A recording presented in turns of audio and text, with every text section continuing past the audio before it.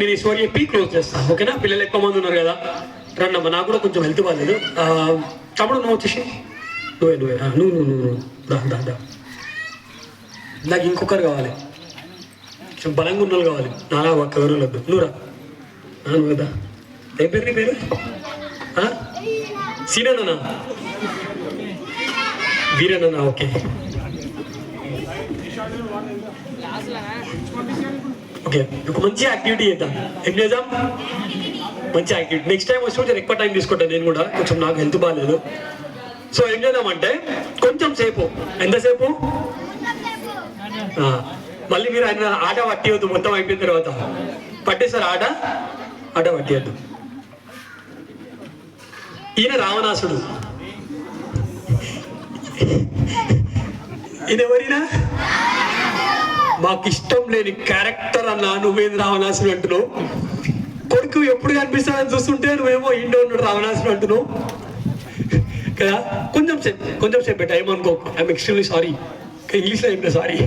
Okay, నువ్వు కొంచెం సేపు హనుమంతుడు, ఖుషి అయిపోను ఇక కదా. ఈయన కొంచెం సేపు ఏంది బేట ఆయన? ఏ अपन का हनुमान जी, ये कौन है? ये कौन है? ये రావణాసుని కొడదామా? అబ్బారే, మీ దోస్తు మీద మస్తు పాగుందా మీకు కదా. ముసుకి వేసి దొరికిందే ఛాన్స్ కొట్టేదామని డిసైడ్ అయ్యారు మీరు. బా అవును కదా, మీకు పడదు కదా. సరే 2 నిమిషాలు పెట్టాం. సో కొంచెం లో పెట్టాడు, చిన్న యాక్టివిటీ చేస్తాం కదా, మళ్ళీ అక్కడ జరగదు. కొంచెం వెంకలు కూర్చోబెట్టా. చలో, అయ్యో మస్తు రామాయణం మాట్లాడాలంటే 1 గంట 2 గంటలు సరిపోదు. మీరు పిల్లలు ఉన్నారు కాబట్టి కొన్ని స్టోరీస్ నేను చెప్తున్నా, ఓకేనా? ఇక్కడ రాబెట్టా. చలో ఇరు అందరూ, ఇంటి రాలేదా? ఇప్పుడు ఫైట్ అవుతుంది. ఇప్పుడు ఏమైతుంది? ఫైట్ అవుతుంది. ఏమైతుందో ఇప్పుడు? ఫైట్ అవుతుంది. ఎవరెవరికి అవుతుంది ఫైట్? ఎవరు గెలుస్తారు? ఒక్కర్లేండి సైడ్, ఒక్కర్లేరు మామూలు సైడ్ కదా. సరే, వాల్మీకి రామాయణము, ఓకే, యుద్ధకాండ. ఏం కాండ? 59వ సర్గ. అలా ఉన్నది చెప్తున్నా నేను. దాంతోపాటు కొంచెం రామచరిత్ మానసు, ఆనంద రామాయణం నుంచి తీసుకొని చెప్పే స్టోరీ, రైటా? ఇలాంటి బెట్ట, హనుమంతునికి రావణాసునికి 2 సార్లు ఫైట్ అవుతుంది. ఎన్నిసార్లు ఫైట్ అవుతుంది? గట్టిగా 2 చేతులు ఏమిటి చెప్పాలి, ఎన్నిసార్లు ఫైట్ అవుతుంది? ఫస్ట్ టైం ఫైట్ అయినప్పుడు రావణాసునికి హనుమంతునికి, హనుమంతుడు ఏం చేస్తాడో తెలుసా? రావణాసుని పచ్చికడు కొడతాడు. ఏం కొడతాడు అంటే, ఇప్పుడు ఏం కొట్టాడు మీరు చూస్తున్నా. సెకండ్ టైం చెప్తా, చాలా ఇంట్రెస్టింగ్ స్టోరీ, ఓకే? వాటర్ తాగేస్తే ఆపేసేస్తే మంచిగా ఉంటుంది, ఓకేనా? రైటా బేటా? నీ పేరు ఏం పేరు? రావణ. నీ పేరు బేటా? సాయి వెంకట్. ఇంకొకరు కావాలి, ఇంకొకరు కూడా మంచిగా. దా. నీ పేరు ఏం పేరు బేటా? అర్షిత్ రావణాసుని సైడ్ అవుతామా, రావణ్ సైడ్ అవుతామా? నీకు ఫ్యాన్స్ మస్తు అందరు. ఇక్కడికి వచ్చి బేటా, ఇక్కడ రాను. రైట్. ఫస్ట్ నువ్వు ఏం చేయాలి? కొట్టొద్దు, ఓకే? జస్ట్ యాక్షన్ చూపించాలి. ఇట్లా మనలో పడిపోతాడు. నువ్వు కింద పడినట్టు చేయి, నువ్వు కొట్టు. లో వెరీ గుడ్. అంటే మీకు గుర్తుండడానికి చెప్తున్నాడు. మీకు ఒక సినిమా చూపిస్తాను నేను. ఇప్పుడు ఏం చూపిస్తాను నేను? Cinema, cinema, okay? Hero Veeranna as Ravana, okay? సరే, యువకుడు ఏమైపోతుందంటే అమ్మా, యుద్ధం అవుతుంటుందమ్మా. సీరియస్ స్టోరీ నండి. ఎంత యుద్ధం అవుతుందంటే, ఈ రావణాసుడు లక్ష్మణ స్వామిని బాణలతో కొట్టేశాడు. మొత్తం బ్లడ్ వస్తుంది లక్ష్మణునికి. బ్లడ్ వస్తే ఈసారి లక్ష్మణునికి ఏదన్నా అయితే రాముడు బతకలేడు అని చెప్పి బాస్ వచ్చేసాడు.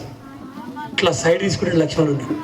సైడ్ తీసుకొని రావణాసుడికి ఎదురుగా పోతాడు. ఆమ్నే సామ్నే అంటాగా మనం. ఇప్పుడు తీగిడుకో ఇట్లా ఇల్లవాడు ఇట్లా తరాయించి హనుమంతుడు అంటే ఎట్లుండాలి? ఈయన ఇప్పుడు ఎవరు? ఈయన ఎవరు? ఇప్పుడు ఇద్దరు ఆమ్నే సామ్నే ఫైట్ వచ్చేసారు. ఫైట్ వచ్చిన తర్వాత రావణాసుడు అంటాడు, ఫస్ట్ భయపడతాడు లోపల మనోడు. భయపడి ఏమంటాడు తెలుసా, మన ఇద్దరు మొదలు యుద్ధం వద్దు, మనం ఒక చిన్న గేమ్ ఆడదామంటాడు. ఏమంటాడు, ఏం గేమ్ అని అడుగుతాడు. ఏమడుగుతాడు రావణాసుడు? ఏం చెప్తాడు తెలుసా, గుద్దుల గేమ్. ఏం గేమ్ అంట? సరే ఏంది గేమ్ అని హనుమంతుడు అడిగితే ఏం చెప్తాడు తెలుసా, ఒక్క గుద్దు నేను నిన్ను గుద్దుతా, ఒక్క గుద్దు నేను నిన్ను గుద్దుతా, ఒక్క గుద్దు నువ్వు నన్ను గుద్దు. ఎవరి గుద్దు అయితే పవర్ఫుల్ వాడే గెలిచినట్టు. అర్థమైందా? చెప్పురు ఏది గేమ్ ఏంది? ఒక గుద్దు రావణాసుడు గుర్తున్నాడంట, ఒక గుద్దు హనుమంతుడు గుర్తున్నాడంట. ఎవరి గుద్దు పవర్ఫుల్ ఉంటుందో వాళ్ళే వినేనట్ట గేమ్లా. సరేనా? సరే స్టార్ట్ అంటాడు హనుమంతుడు. హనుమంతుడు ఏమంటాడు, గుద్దు అంటాడు. రావణాసుడు ఏమంటాడు తెలుసా, ఫస్ట్ నువ్వు గుద్దు అంటాడు. హనుమంతుడు అంటాడు లే ఫస్ట్ నువ్వే గుద్దు అంటాడు. మళ్ళీ రావణాసుడు ఏమంటాడు, లే ఫస్ట్ నువ్వే గుద్దు అంటాడు. హనుమంతుడు ఏమంటాడు, కాదు నువ్వు గుద్దు అంటాడు. రావణాసుడు ఏమంటాడు మళ్ళీ. అప్పుడు హనుమంతుడు ఏమంటాడు తెలుసా, సరే నువ్వు అన్నట్టు ఫస్ట్ గుద్దు, నేను నిన్ను గుద్దుతే సెకండ్ గుద్దు నన్ను ఓడి గుద్దాలి. లాజిక్ అర్థమైందా? బాస్ ఒక్కొక్క గుద్దు గుద్దుతే లేచుడా రావణాసుడు, మళ్ళా ఇంకో గుద్దు నన్ను ఓడి గుద్దాలి అంటాడు. రావణాసుడు అమ్మా నీకు అంత బలం ఉందా, సరే చూసుకుందాం, దూరం తిరిగి అంటాడు. ఇద్దరు దూరం తిరుగుతారు. ఇక రావణాసుడు అంటాడు మై వీరు అంటాడు. ఏమంటాడు రావణాసుడు? బాస్ ఏమంటాడు, మై మహావీరు అంటాడు. ఏమంటాడు బాస్? ఏమంటాడు రావణాసుడు? ఏమంటాడు, నేను శివభక్తుణ్ణి అంటాడు. రావణాసుడు ఏమంటాడు, హనుమంతుడు ఏమంటాడు, నేనే శివుని అంటాడు. నేనే శివుని అంటాడు. శంకర సువన కేసరీనందన తేజ ప్రతాప మహాజగవుడు ఆదిరేశ్వర ఓరుగా సాక్షాత్ ఎవరు? శివుడు. సరే రెడీ అంటాడు. ఇక రావణాసుడు గుద్దడానికి స్టార్ట్ అవుతాడు. ఎంత దూరం ఉరుకుతాడంటే ఆ పెద్ద మనిషి చౌరస్తా ఉంది కదా, ఆడ వరకు ఉరుకుతాడు. ఇక ఆడ నుంచి చేయిట్ల పెట్టి ఒక్కటి హనుమంతుని గుద్దుతాడు.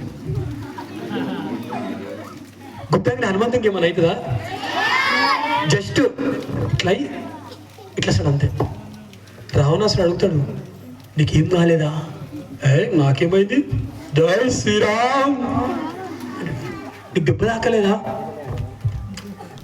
సూపర్ ఉన్నా నేను ఇంకా అంటాడు. నీకు కళ్ళు తిరుగుతలేవా? ఇంకా మంచిగా కనిపిస్తున్నాయి. నీకు చక్కెర రాలేదా? అంత కథ కాదు, ఇప్పుడు నేను గుద్దాలి, నువ్వు టైంపాస్ చేయకంటాడు. ఓరు హనుమంతుడు, మా ఏదో కథ గట్టిగా ఉంది, ఇది నేను గుర్తుతే ఏం కాకపోవడం ఏంది? రైటా?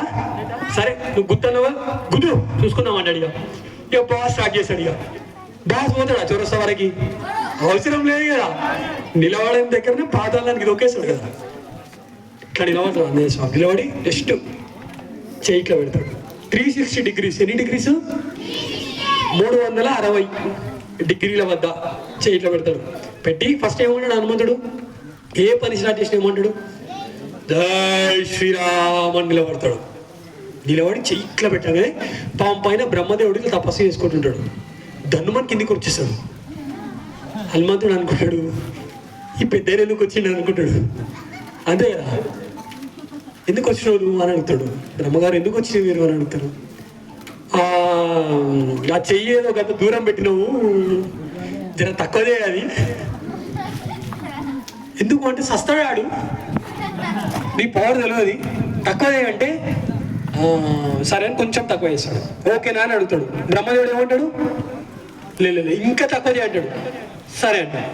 ఓకేనా అంటే బ్రహ్మదేవుడు ఏమంటాడు, ఇంకా ఓకే అంటాడు. హనుమంతుడు చూస్తాడు. ఓకేనా అంటే లే ఇంకా డిస్కౌంట్ అడుగుతాడు.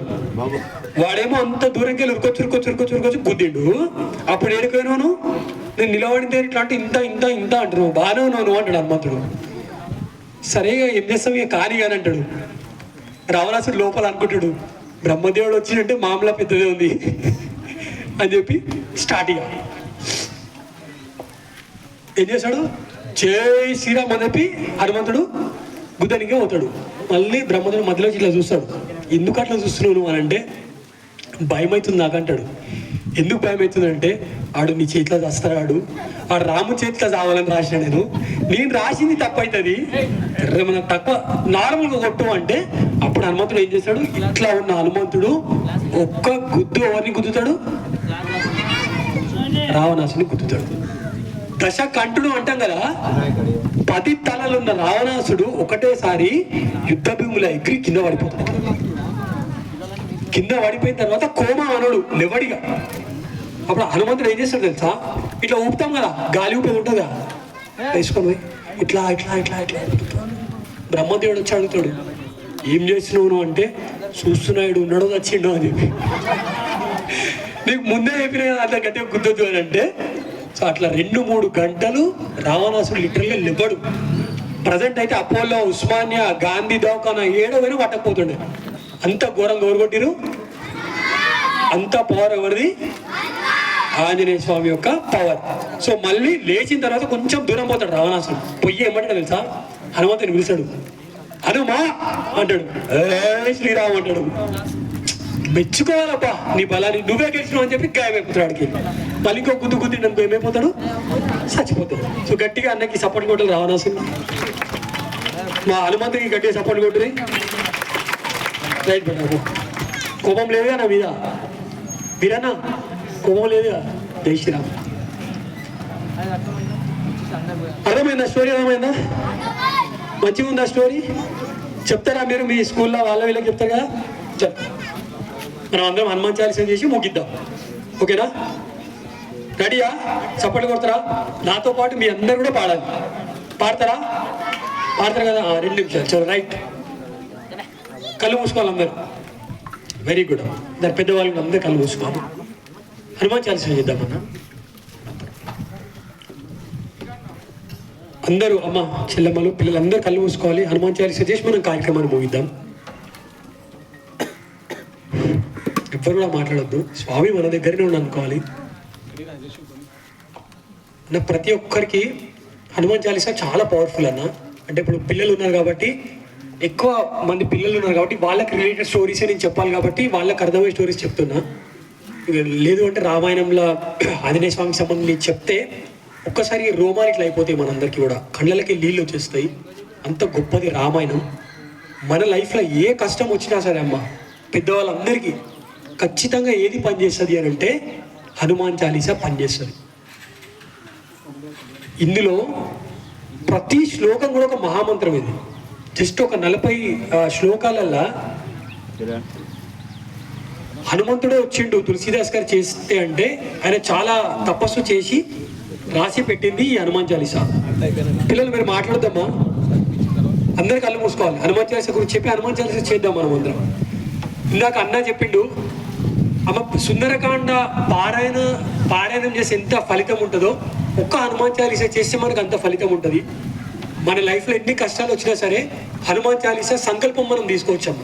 అంటే 11 రోజులు మనం హనుమాన్ చాలీసా సంకల్పం చేయొచ్చు. మనం ఎట్లా చేయాలి అని అంటే, రోజు 11 సార్లు స్నానం చేసిన తర్వాత భగవంతుని దగ్గర కూర్చొని 11 రోజులు మనం ఏదైతే కోరిక ఉందో అది స్వామి దగ్గర మనము ఆ కోరిక అడిగి మనం చేస్తే ఖచ్చితంగా మనం అనుకున్న కోరిక ధర్మబద్ధం అయితే ఖచ్చితంగా ఆ కోరిక నెరవేరుతుంది. అంత పవర్ఫుల్ ఏంటి అని అంటే హనుమాన్ చాలీసా. కాబట్టి మీకు ఎప్పుడు లైఫ్లో కష్టం వచ్చినా సరే మీరందరూ కూడా హనుమాన్ చాలీసా అనేది చేయాలి.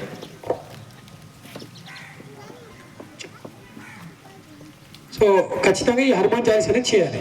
రెండోదమ్మా, చిన్నపిల్లలు ఇక్కడ ఉన్నారు, మా పెద్దవాళ్ళందరికీ ఇది ఒక్క చిన్న రిక్వెస్ట్. మన దగ్గర ఉన్న పవర్ఫుల్ గాడ్స్లా ఆంజనేయ స్వామి, కాలభైరవుడు, చిన్నపిల్లలకి నరదిష్టి, ఆ దిష్టి, ఈ దిష్టి అని చెప్పి ఈ వేరే మతాల వాళ్ళ దగ్గరికి తీసుకొని వెళ్ళి అవి కట్టియకండమ్మా. ఎందుకంటే మన ధర్మం ఫస్ట్, సనాతన ధర్మం వచ్చిన తర్వాతనే మిగతా ధర్మాలు వచ్చినాయి. మనది ప్రూవ్ అయినాయి. ఎందరో మహాపురుషులు దేవుణ్ణి చూసిన వాళ్ళు ఉన్నారు మన దాంట్లో. కాబట్టి మనది పనిచేసినంత పవర్ఫుల్ వాళ్ళకి పనిచేయేది. అనవసరంగా మనం అవి కట్టిస్తే ఇండైరెక్ట్గా భవిష్యత్తులో స్పెషల్గా మన ఆడపిల్లలు లవ్ జిహాద్కి గురయ్యే ఛాన్సెస్ ఉంటాయి. కాబట్టి మరోసారి చెప్తున్నా, హనుమంతుని యంత్రం కట్టియండి చిన్నప్పుడు వాళ్ళకి ఏదైనా ఉంటే. లేదు అంటే కాలభైరవ స్వామి యొక్క యంత్రం కట్టియండి, చాలా పవర్ఫుల్. ఇంకొకటి, ఇక్కడ ఈ పల్లెలలో ఈ సండే పూట ఈ మతం మారడానికి వస్తుంటారు వాళ్ళు. అదైతే కంప్లీట్గా కామెడీ అది. సో మీరు పోయిర్రు అంటే ఇక అసలు మన లైఫ్ పర్పస్ అనేది మనం నాశనం చేసుకున్నట్టు. కాబట్టి అట్లా పోకుండా మనకు అంత సొల్యూషన్ మన భగవంతుడు మన దాంట్లోనే ఇచ్చిండు. మాకేం రాదు అంటే చదవనికి రాకపోయినా సరే హనుమాన్ చాలీసా ఇంటే చాలు. మనకి ఎన్ని కష్టాలు ఉన్నాయి అన్ని కష్టాలు అన్నీ కూడా వెళ్ళిపోతాయి అమ్మా. సాక్షాత్తు ఆంజనేయ స్వామి మన పక్కన ఉంటాడు. మనము రాముని కోసం పని చేస్తే మన ఇంకా ఎవరు ఉంటారంటే ఆంజనేయ స్వామి ఉంటాడు.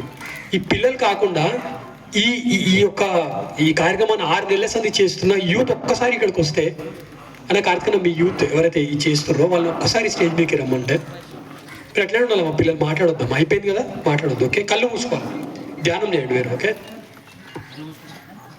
2 minutes ఉన్నా.